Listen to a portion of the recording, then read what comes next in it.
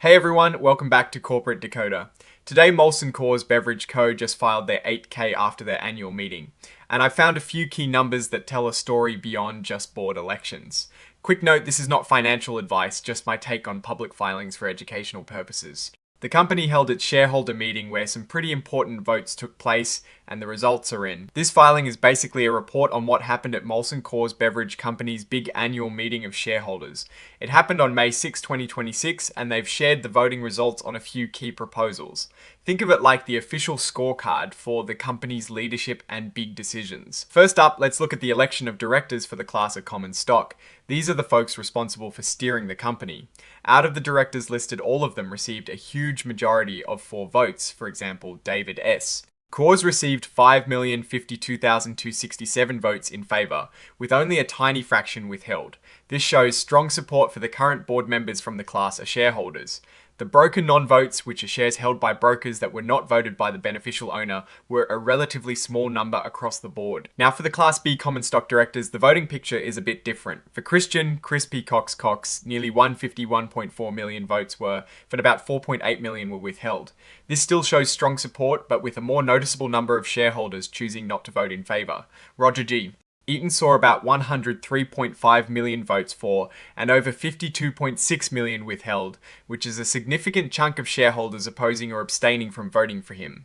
Charles M. Harrington also has a substantial number of withheld votes at over 5.6 million. This contrast between Class A and Class B voting suggests a difference in sentiment or shareholder-based concerns regarding the Class B directors. Next, we have Proposal 2, which is an advisory vote on executive compensation. This is where shareholders give their thumbs up or thumbs down on how much the top executives are paid. The results here show a clear majority in favour. Over 153 million votes were for this proposal, while around 7.3 million voted against, and about 207,000 abstained. This indicates that most shareholders are comfortable with the compensation packages as presented. However, the nearly 7.4 million against votes do signal that a notable portion of shareholders have some reservations about the pay for the named executive officers. Finally, Proposal 3 is about ratifying the appointment of PricewaterhouseCoopers LLP as their independent auditor for the year ending the 31st of December 2026. This is a pretty standard vote for most companies. The results here are overwhelmingly positive. A whopping 5,065,943 votes were for ratifying PricewaterhouseCoopers LLP, with only 1,033 votes against and 0 abstain votes.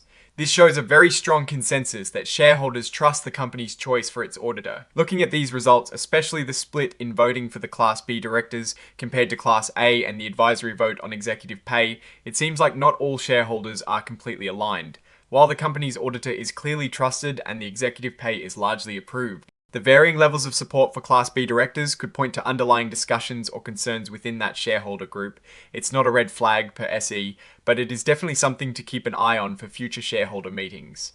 When you see differences like this, it often means there are conversations happening behind the scenes about governance or strategic direction.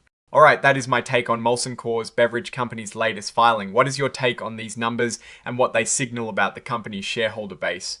Drop your thoughts in the comments. If this analysis was valuable, hitting that like button really helps, and subscribe for more deep dives. Don't forget to check out the Discord in the description. Thanks for watching. See you next time.